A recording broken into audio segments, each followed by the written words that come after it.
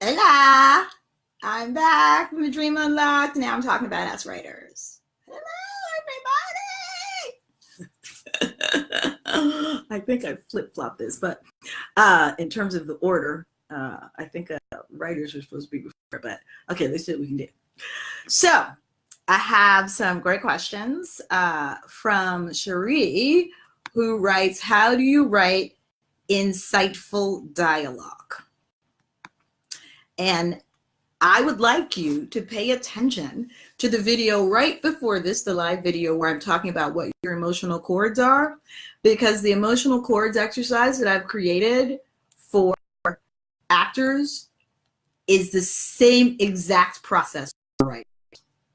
What are the 4 major emotional chords that you are working from? What are the life lessons you were put here to learn? Because that's your way into a character. That's what makes a character's voice authentic. When you are writing and telling story from the truths and the life lessons that you as a human being are here to work out. Because just like actors are the acrobats of the human condition, writers are the directors and choreographers of that acrobat of the human condition. Writers have to understand what makes a character tick, what the character is afraid of, what the character is proud of, what that character's secrets are. And you can't write what you don't know. Your 4 major emotional chords are the life lessons you were put here to get right this time. They are the things in your past or your ancestral, things that your ancestors have been trying to get right forever, and they've gotten a little closer each time, but now they've given you all the tools to fix this familial wound, and you're going to do it, right? Maybe it's the failed father who could never support the family. Maybe that's a wound in your ancestral memory. Well, you're here to get that right this time, right? Maybe you're the mom that couldn't protect her babies because of war in your ancestral memory or your past life. In this lifetime, you're here to get that right. Your ancestors in the universe have conspired to give you enough tools to finally heal this wound. That's the stuff you know about as a human being. That's the psychological stuff that you should begin writing from. Your character should be speaking out loud from those places. You should start interviewing your characters. I have a great exercise that I love to do. I want you to imagine a storyteller, okay? And the storyteller could be somebody that you see in your everyday life, who whenever you see them, you can't wait to hear one of their stories. For me, it's my next door neighbor, China. China is very special. China can tell a story. So if I hear about something shady on Facebook, which is where I get my news filtered for me, and I have certain friends that I go to and I'd be like, okay, how bad is it today? And they'll break it down for me. Now, when I'm feeling too overwhelmed, I know that at 6 o'clock, China is going to be in front of the building, coming home from work. Everybody's going to stop and talk to each other in our block in front of my building in Brooklyn. And China is going to give us the replay on today's news. And it's tag team it. Okay. So one particular day, we were talking about this guy that was on the news that was found and arrested because he had a snake in his bathtub and a crocodile in his living room, living there in his apartment in New York City. Okay. It was all over the news, right? And I was like, well, that's ridiculous. But I can't wait to get home and hear China's rendition of that, right? So I know he always gets home between 6 and 7. I'll make sure I'm checking my mail between 6 and 7. And sure enough, okay, Miss Ad's down there, Miss Mary's down there, his wife's down there coming in with the baby. You know, if it's summer, people are going to be outside, like sitting on their stoops. And I'm going to get the news of the day. And that's my 20-minute dose when I get home every day, okay? It's great because he is a weaver of stories. right? The way he tells me that is he paints a picture of this guy with all these strange tats and he doesn't have good social skills and he's weird and people should have figured it out a long time ago at his job and maybe he's been hiding dead mice in his pockets. I mean, China can tell a story. So I want you to imagine your favorite storyteller. It can be your grandma, because my grandma tells the story of the movie The Exorcist, and you don't need to go see the movie. Her version is so much better.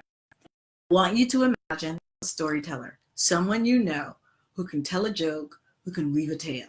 Hi, Internet. In that, you're going to sit up against a tree. This is the best kind of writing. You're listening to your storyteller, and you're going to ask them a question. And then I want you to sit and listen for their response.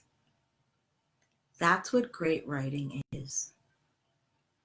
Learning how to listen to the story that wants to be told. It's just a matter of you giving free rein to your imagination. Okay. You are going to plug in. You're going to get your storytelling. But it's always a great idea for it to be somebody that tells you great stories all the time. So it's really somebody concrete in your mind because you're going to hear the story out of their mouth and you're just going to take down the details the way they tell it to you. That's all great storytelling is. All of my writing comes from the way I listen to people. That's it. The way I create character comes from the way I've learned to listen to people. And even though I talk a lot, people are like, you listen. I was like, I can write a character that's like you if I spent time listening to you. Because I listen to the way you tell story. I listen to what you're not saying. I listen to what you're afraid of. I listen to what you're proud of. I listen to the emotions that are attached to the story you're telling me. So the storytelling exercise is an amazing exercise because it forces you to get out of your head and learn how to listen. Learn how to listen. Learn how to listen. And I have some tools for you to help you get closer to that. So if you go to the link, thedreamingoutloud-tools-sign-up, it is in the description of this video, okay? You're going to sign up for the Dreaming Out Loud class. It's a free mini course. It's 3 videos for writers, okay? And you're going to do video number 1. It'll take you, as soon as you sign up, it's going to take you right to video number 1. You're going to watch it, and then you are going to download the little workbooks right underneath the video and complete them. And then we'll take you to the next class, which is another 10 minutes with more workbooks. And then the final class, which is another 10 minutes and more workbooks. And then at the end, you can fill out a survey and ask me questions back and respond in this video. If you do the Dreaming Out Loud mini course, I promise you, your storyteller, what's on your mind and your heart that you're afraid to talk about will come out. It's about starting to source out your 4 major emotional chords. And the storyteller that you choose to tell the story is going to be someone who speaks to the deepest parts of you. That's why you remember them as a storyteller.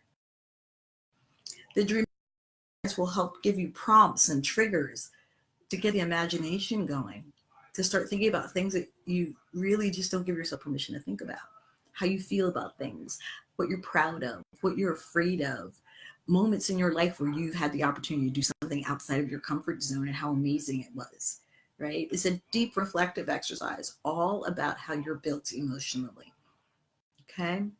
Once you do it, I want you to go in a room, go sit in the park, go sit in your favorite. For me, it's my favorite writing chair with my favorite cup of coffee.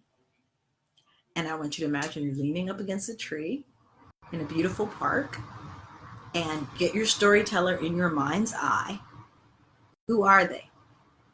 For me, it's China. China's like 6'3" with dreadlocks, and he's all hip, and he like wears hip hop clothes, and he's all fly, but like, and he has a baby face, but he's like a grown ass man, and so he has like these little bifocals, and he wears one in his nose, and you're like, dude, I thought you were like 12, but then like the little bifocals say, oh, dude, you're a lot older than you look. So he's like this big kid in a grown-up's body, and he's an amazing storyteller.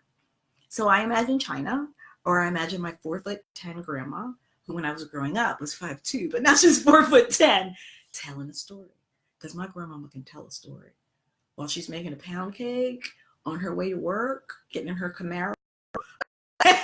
That's the grandma I remember.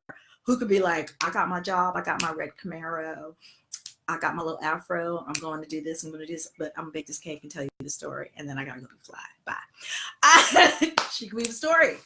She could do all these things. She's a great storyteller. You see the movie, and don't let her start talking about a Steven Seagal movie. She got the details, okay? She knows what kind of coat he was wearing, where he got it from, what kind of leather it was. She's got the stakes, what is going on in this scene, where his child is being kidnapped. I mean, she tells a story. She taught me how to listen for a good story. So you're going to get a storyteller in your mind. And it's someone you see all the time, whether it's a neighbor. New York cab drivers for me are the best. I have been married 16 times by the different New York City cab drivers, because the first thing I want to know when I get in the car is, why are you married? Tell me about this relationship that put you off of marriage. They can weave a tale, right? Is it your bartender? Is it your cousin? Who is it? Who is it, that storyteller? Get them in your mind's eye. If you need to put in a phone call to that person, if it's somebody in your family, call them. If you need to go by that barbershop, or you need to go by that salon or that bar where that great storyteller is, go by there and listen to them for a couple of hours. Then go home, find your quiet place, and ask them for a story. And then let them tell it and write it down and tell me what happens. Learning how to listen to the story that wants to be told is by giving up having an agenda about what you're supposed to write, and learning to listen to the emotional stories that have meaning for you. All the stories are within you. The reason you've chosen the storyteller is that they speak to a part of you that your soul understands. They're speaking to your emotional cores. They're speaking to the way that you understand the world, right? And that's all great writing is. What is the way that you understand the world? You are communicating that. You are telling stories based on the way that you understand the world. And if you choose to find a storyteller to tell you the story and approach writing as if you're just taking down what a storyteller is telling you, writing becomes so much easier, because it takes the focus off of you. It takes the focus off of you getting it right. It takes the focus off of you being good. It takes the focus off of you getting done. It takes the focus. Writing doesn't come out of what you should be doing. Writing comes out of what your soul was here to do. And you have to learn how to get quiet and listen for that. And I have learned, having moved out of America, how much we don't listen to those inner voices. It's really interesting living abroad in a much slower, much more ancient culture that operates in many ways the same way it did in the 12th century. Watching Westerners come and visit and looking at myself a year ago and how still we cannot be. We have to manage and push and direct and take care of everything. We don't know how to just sit still and be. And that's where the greatest stories are. That's where the greatest ideas are. I have never had as many aha moments as I do living in Morocco, because there's a stillness. Every moment is not filled with shopping or working. Every moment is not filled with gossip about what somebody who's famous did. Every moment is about the sun is shining. How is your cup of tea? Every moment is about being in the moment, actually, and learning how to listen to when people say, how are you, ça va? They actually want a response, because all we have is right now. That's all we have. All we have is right now. The pace of the country still works the way it did in the 12th century. You stop for lunch. People have to remind me to stop for lunch. And in that quiet, I have heard solutions to my clients' problems that never occurred to me when I was in New York. I have written more in 6 months than I've written in 6 years. And it's easy, because now I'm listening to the stories that want to be told. I'm creating the quiet space and not trying to manage, explain, tell a story about everything. I'm in the midst of listening when people talk to me and hearing what they're saying to me, but much more about hearing what they're afraid of, hearing what they wish for, hearing what they're proud of, and then putting that in a format to help them solve problems, whether it be writing story or creating character as an actor. So I want you to learn that fine art of listening for the story that wants to be told. So find your storyteller. I suggest you go storyteller. And by interview, don't want, can I interview? Just go and sit and listen. Close your mouth, stop talking, and listen. It's magical. And it's so much more relaxing. Because all of our talking and chopping and that we do in the West is about not being still. It's about managing everything instead of just being, right? So when you take the pressure off a dialogue and make something happen and just sit and listen, the magic happens. And you have so much more energy because you're not trying to make anything happen. You don't have to be anywhere. You don't have to be good. You don't have to be skinny. You don't have to be on a diet. You don't have to be anything except sit there and listen and take someone else in. It's magic. It makes you a better artist. It makes you a better human being. It makes you more at peace. So go do your storytelling exercise and sign up for the Dream Unlocked. The tools, the link is here in the description of this video. Sign up for that mini course. And now identify your storyteller and go sit and listen to them for an hour this week and write down what you hear. All right? And let me know. I'll be back here next week, same time, same place, same bat channel. All right? Any questions before I go? All right, y'all. Let me know how it goes. Happy writing. Happy listening to the story that wants to be told.